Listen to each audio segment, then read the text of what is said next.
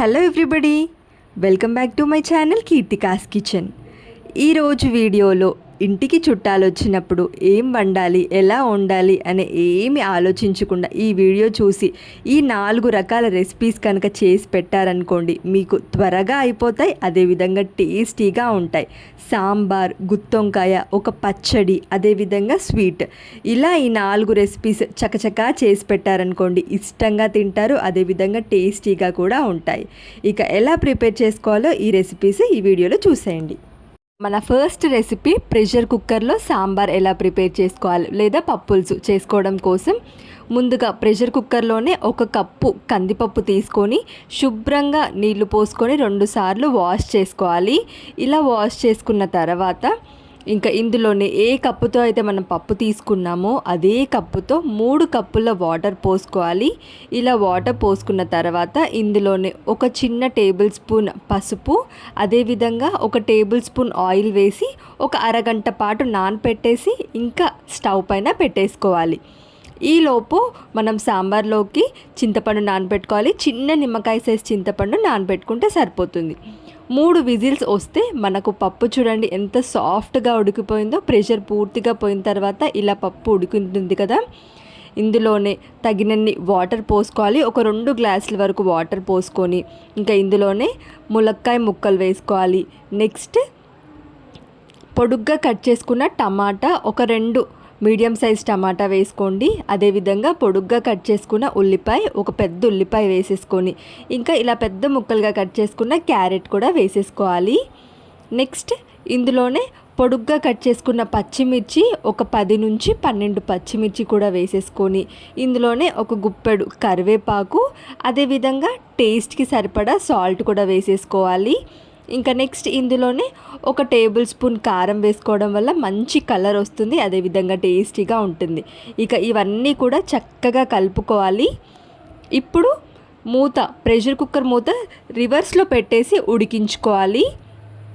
ఇవి ఉడికేలోపు మనం ముందుగా నానబెట్టుకున్న చింతపండులో నుంచి గుజ్జు తీసేసుకొని చూడండి, ప్రెషర్ కుక్కర్ మూత తీస్తే మనకు వెజిటేబుల్స్ అన్నీ చక్కగా ఒక 7 నిమిషాల్లో ఉడికిపోతాయి. ఇలా వెజిటేబుల్స్ అన్నీ ఉడికిపోయిన తర్వాత ఇందులోనే మనం రసం తీసి పెట్టుకున్నాం కదా, ఈ చింతపండు రసం కూడా వేసేసుకొని ఈ స్టేజ్లో మీరు ఒకసారి టేస్ట్ చూసుకొని ఉప్పు, పులుపు అన్నీ సరిపోయాయా లేదా చూసుకోవాలి. ఇందులోనే కొంచెం బెల్లం కూడా వేసేసుకుంటే మనకు టేస్ట్ చాలా బాగుంటుంది. 1 టేబుల్ స్పూన్ సాంబార్ పౌడర్ కూడా వేసేసుకొని చక్కగా ఇవన్నీ మిక్స్ చేసుకొని 1 పొంగు వచ్చేంత వరకు తెరల కాగనివ్వాలి. ఇలా కాగితే మనకు సాంబార్ రెడీ అయిపోతుంది. ఇప్పుడు సాంబార్లోకి పోపు ప్రిపేర్ చేసుకుందాము. పోపు కోసము కడాయి పెట్టుకొని ఇందులో 2 టేబుల్ స్పూన్ ఆయిల్ వేసుకొని ఒక 4 ఎండుమిర్చి, 1 టేబుల్ స్పూన్ ఆవాలు, అదేవిధంగా 1 టేబుల్ స్పూన్ జీలకర్ర వేసుకొని చిటపటలాడిన తర్వాత పచ్చిశనగపప్పు, మినప్పప్పు ½ టేబుల్ స్పూన్ వేసుకొని దంచుకున్న వెల్లుల్లి రెమ్మలు ఒక 5-6 దంచిన వెల్లుల్లి రెమ్మలు వేసుకోవాలి. చక్కగా ఈ పోపు అంతా కూడా బాగా ఫ్రై చేసుకున్న తర్వాత ఒక గుప్పెడు కరివేపాకు వేసుకొని ఫ్రై చేసేసుకోవాలి. ఇలా కరివేపాకు వేసిన తర్వాత చిటికెడు ఇంగువ వేసుకోండి. ఇంగువ అస్సలు స్కిప్ చేయొద్దు, సాంబార్లో చాలా టేస్టీగా ఉంటుంది. ఇలా పోపు అంతా కూడా చక్కగా ఫ్రై అయిపోయిన తర్వాత ఇందులో మనం ముందుగానే ఉడికించి పెట్టుకున్నాం కదా ఈ సాంబార్ కూడా వేసేసుకున్నాం అనుకోండి, మన టేస్టీ సాంబార్ రెడీ అయిపోయినట్టే. ఇంకా ఫైనల్గా ఒక గుప్పెడు కొత్తిమీర కాడలతో సహా వేసేసుకొని మిక్స్ చేసుకుంటే మన టేస్టీ ఈ పప్పులుసు రెడీ అయిపోయింది. ఇలా చిటికెలో 1 ప్రెషర్ కుక్కర్ ఉంటే సరిపోతుంది, ఈ సాంబార్ చిటికెలో అయిపోతుంది. ఇలా కనుక మీరు ట్రై చేశారనుకోండి లొట్టలు వేసుకొని తింటారు. ఇక ఇప్పుడు మన సెకండ్ రెసిపీ వచ్చేసి గుత్తి వంకాయ కర్రీ. ఈ మసాలా పెట్టి ఈ గుత్తొంకాయ చేశారనుకోండి, టేస్ట్తో పాటు గుమగుమలాడించే ఈ గుత్తొంకాయ ఎలా ప్రిపేర్ చేసుకోవాలి అంటే ముందుగా 1 కేజీ గుత్తొంకాయలు తీసుకొని శుభ్రంగా వాష్ చేసుకున్న తర్వాత నేను ఇక్కడ చూపిస్తున్నాను చూడండి, ఇలా ఫస్ట్ అడ్డంగా ఒకసారి కట్ చేసుకొని నిలువుగా ఒకసారి కట్ చేసుకుంటే కరెక్ట్గా 4 పీసెస్ అవుతాయి. ఇలా 4 భాగాలుగా కట్ చేసుకొని ఇలా కట్ చేసుకున్న వంకాయని ఉప్పు వేసిన నీళ్ళల్లో వేసుకోవడం వల్ల వంకాయలు నల్లబడకుండా ఉంటాయి. సో ఇలా అన్ని వంకాయల్ని కూడా చక్కగా నేను చూపించిన విధంగా కట్ చేసేసుకొని సాల్ట్ వాటర్లోకి ట్రాన్స్ఫర్ చేసుకోవాలి. ఇక ఈ వంకాయలు ఇలా నానేలోపు మనము గుత్తొంకాయలోకి మసాలా ప్రిపేర్ చేసుకోవాలి. కడాయి పెట్టుకొని ఇందులో ఒక 2 టేబుల్ స్పూన్ వరకు పల్లీలు వేసుకొని డ్రై రోస్ట్ చేసుకోవాలి. ఇవన్నీ కూడా లో ఫ్లేమ్లో పెట్టుకొని ఫ్రై చేసుకోవాలి, లేదంటే మాడిపోతాయి. అలా అవ్వకుండా లో ఫ్లేమ్లో పెట్టుకొని ఫ్రై చేసుకోవాలి. నెక్స్ట్ 2 టేబుల్ స్పూన్ల వరకు ధనియాలు కూడా వేసేసుకొని వీటిని కూడా డ్రై రోస్ట్ చేసుకోవాలి. ఇలా ధనియాలు ఇంకా పల్లీలు ఫ్రై అయిన తర్వాత స్పైసెస్ వచ్చేసి ఇప్పుడు 2 ఇలాచి, 1/2 ఇంచ్ దాల్చిన చెక్క, అదేవిధంగా 3 లవంగాలు, ఇంకా వీటన్నిటినీ కూడా చక్కగా లో ఫ్లేమ్లో పెట్టుకొని ఫ్రై చేసేసుకోవాలి. ఇలా ఇవన్నీ ఫ్రై అయిన తర్వాత ఇందులో 1/4 టేబుల్ స్పూన్ జీలకర్ర, ఇంకా ఎండు కొబ్బరి 1 టేబుల్ స్పూన్ వరకు ఎండు కొబ్బరి. మీ దగ్గర ఎండు కొబ్బరి పొడి ఉంటే ఇంకా దాన్ని ఫ్రై చేయాల్సిన అవసరం లేదు. ఇలా ఎండు కొబ్బరిని కూడా ఒక 2 టేబుల్ స్పూన్ వరకు ఎండు కొబ్బరి వేసేసుకొని చక్కగా లో ఫ్లేమ్లో పెట్టుకొని మంచి లైట్ గోల్డెన్ కలర్ వచ్చేంత వరకు ఫ్రై చేసేసుకున్నాం అనుకోండి, మన మసాలా రెడీ అయిపోతుంది. ఇలా ఈ సింపుల్ ఇంగ్రీడియంట్స్ అన్నీ ఇంట్లో ఉండే వాటితోనే మసాలా పౌడర్ ప్రిపేర్ చేసుకోవచ్చు. మిక్సీ జార్లో వేసుకొని పూర్తిగా చల్లారిన తర్వాత పొడి పట్టేసుకోవాలి. ఇప్పుడు కడాయి పెట్టుకొని ఇందులో 1 టేబుల్ స్పూన్ ఆయిల్ వేసుకొని మీడియం సైజ్ ఉల్లిపాయ పొడుగ్గా కట్ చేసుకొని వేసుకోవాలి. అదేవిధంగా 1 ఇంచ్ అల్లం, 5-6 వెల్లుల్లి రెమ్మలు, చిన్న గోలీ సైజ్ చింతపండు కడిగి వేసేసుకొని చక్కగా వీటన్నిటిని కూడా కొంచెం సాఫ్ట్గా అయ్యేంత వరకు ఫ్రై చేసేసుకుంటే సరిపోతుంది. ఇలా ఫ్రై చేసుకున్న ఈ ఉల్లిపాయ అదేవిధంగా అల్లం వీటిని కూడా ముందుగా గ్రైండ్ చేసుకున్న మసాలా పౌడర్లో వేసేసుకొని ఇందులో 1/4 టేబుల్ స్పూన్ పసుపు, అదేవిధంగా టేస్ట్కి సరిపడా సాల్ట్ కూడా వేసేసుకోవాలి. నెక్స్ట్ ఇందులో కారం కూడా ఇప్పుడే వేసేసుకోవాలి. ఒక 2 టేబుల్ స్పూన్ల కారం వేసేసుకున్నాం అనుకోండి, మనకు కరెక్ట్గా సరిపోతుంది. అదేవిధంగా మనం స్పైసెస్ కూడా వేసాం కాబట్టి 2 టేబుల్ స్పూన్ల కారం పర్ఫెక్ట్గా సరిపోతుంది. మిక్సీ పట్టేసుకోవాలి. ఇక ఇప్పుడు మనం ముందుగానే కట్ చేసి పెట్టుకున్న గుత్తొంకాయల్లోకి ఈ మసాలా మొత్తం కూడా కూర్చుకోవాలి. ఇలా వంకాయలోకి మనం ప్రిపేర్ చేసుకున్న మసాలా మొత్తం కూడా కూర్చుకోవాలి. ఇలా మసాలా ఒక్కటి గనక ఈ సింపుల్ ఇంగ్రీడియంట్స్తో మీరు గ్రైండ్ చేసుకున్నారనుకోండి, ఇక మన గుత్తొంకాయ రెడీ అయిపోయినట్టే. అన్ని వంకాయలోకి సేమ్ ప్రాసెస్లో కూర్చుకొని మిగతా మసాలా పక్కన పెట్టేసుకోండి. ఇప్పుడు కడాయి పెట్టుకొని ఇందులో ఒక 2 టేబుల్ స్పూన్ వరకు ఆయిల్ వేసుకోండి. గుత్తొంకాయలో ఆయిల్ కాస్త ఎక్కువగానే పడుతుంది. ఇందులో 1/4 టేబుల్ స్పూన్ జీలకర్ర, పొడుగ్గా కట్ చేసుకున్న పచ్చిమిర్చి, ఒక 3 పచ్చిమిర్చి వేసేసుకొని ఇందులో మనం గుత్తొంకాయలోకి మసాలా అన్నీ కూడా కూర్చుకున్నాం కదా, ఈ వంకాయల్ని మొత్తం కడాయిలో సర్దుకోవాలి. ఇక గ్యాప్ ఎక్కడెక్కడ గ్యాప్ ఉందో ఈ గ్యాప్స్లలో మొత్తం కూడా వంకాయలన్నిటినీ కూడా పెట్టేసుకొని లో ఫ్లేమ్లో పెట్టుకొని కింద నుంచి ఫ్రై చేసుకోవాలి. ఇలా వంకాయలు మొత్తం కూడా ఒక 2 నిమిషాలు ఫ్రై చేసేసుకుంటే మనకు తర్వాత మూత పెట్టేసి ఉడికించుకోవచ్చు. ఇలా ఒక 2 నిమిషాలు ఫ్రై చేసేసి ఇప్పుడు క్యాప్ పెట్టేసి ఒక 5 మినిట్స్ ఉడికించుకుంటే మనకు వంకాయలు సాఫ్ట్గా అయిపోతాయి. ఇక ఇప్పుడు మరలా ఒకసారి కలుపుకోవాలి. వంకాయలు కలిపేటప్పుడు స్పాచులా కానీ లేదంటే ఇలా వుడెన్ స్టిక్తో కలపండి, లేదంటే వంకాయలు చిదరైపోతాయి స్టీల్ స్పూన్తో కలిపితే. ఇక ఈ స్టేజ్లో మిగిలిపోయిన మసాలా కూడా ఇందులో వేసేసి చక్కగా లో టు మీడియం ఫ్లేమ్లో పెట్టుకొని ఈ వంకాయలన్నిటినీ కూడా ఫ్రై చేసేసుకోవాలి. ఈ మసాలా మొత్తం కూడా వంకాయలకి పట్టే విధంగా ఫ్రై చేసేసుకోవాలి. ఇలా ఒక 2 నిమిషాలు ఫ్రై చేసుకున్న తర్వాత మనకు ఆయిల్ పైకి తేలుతుంది. ఇంకా ఈ స్టేజ్లో ఇందులో 1 గ్లాస్ వరకు వాటర్ పోసుకోవాలి. ఇలా వాటర్ పోసుకోవడం వల్ల మసాలా మొత్తం కూడా ఉడికి మనకు ఈ వంకాయలోకి మసాలా స్టఫింగ్ మొత్తం కూడా అబ్జర్వ్ చేసుకొని చాలా టేస్టీగా ఉంటుంది. ఇక ఇప్పుడు కొంచెం కసూరి మేతి ఇలా చేతిలో వేసుకొని నలిపి వేసేసుకోవాలి. కసూరి మేతి వేసుకోవడం వల్ల గుత్తొంకాయలో చాలా అంటే చాలా టేస్టీగా ఉంటుంది. ఉంటే తప్పకుండా వేసుకోండి.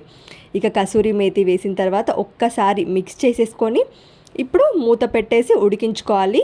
మీడియం ఫ్లేమ్లో పెట్టుకొని ఆయిల్ పైకి తేలేంత వరకు ఉడికించుకోవాలి. చూడండి, ఇలా ఆయిల్ పైకి తేలింది అంటే మనకు గుత్తొంకాయ రెడీ అయిపోయినట్టే. ఆల్మోస్ట్ ఇంకా గుత్తొంకాయ అయిపోయింది.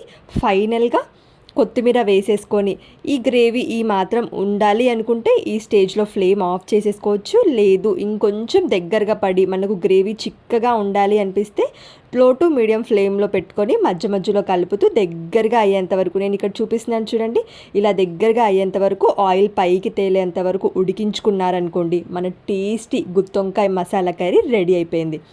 ఈ విధంగా ఒకసారి ట్రై చేసి చూడండి, తప్పకుండా ఇంటిల్లపాది అందరూ కూడా ఇష్టంగా తింటారు. ఇలా మన సెకండ్ రెసిపీ గుత్తొంకాయ మసాలా కర్రీ రెడీ. ఇప్పుడు మన థర్డ్ రెసిపీ వచ్చేసి పచ్చడి. మనకు రెగ్యులర్గా తినేటప్పుడు ఒక పప్పు, ఒక ఫ్రై, ఒక పచ్చడి కంపల్సరీగా ఉండాలి. సో ఇక్కడ బీరకాయ పచ్చడి ఎలా ప్రిపేర్ చేసుకోవాలో చూపిస్తున్నాను.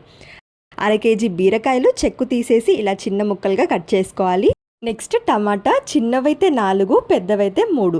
అదేవిధంగా పచ్చిమిర్చి 15 నుంచి 20 పచ్చిమిర్చి తుంచి తీసుకోవాలి. 5-6 వెల్లుల్లి రెమ్మలు కూడా పొట్టు తీసేసి తీసుకోవాలి. అదేవిధంగా చిన్న నిమ్మకాయ సైజ్ చింతపండు. ఇలా ఈ ఇంగ్రీడియంట్స్ అన్నీ రెడీ పెట్టుకున్నారనుకోండి, మన టేస్టీ బీరకాయ పచ్చడి చిటికెలో అయిపోతుంది.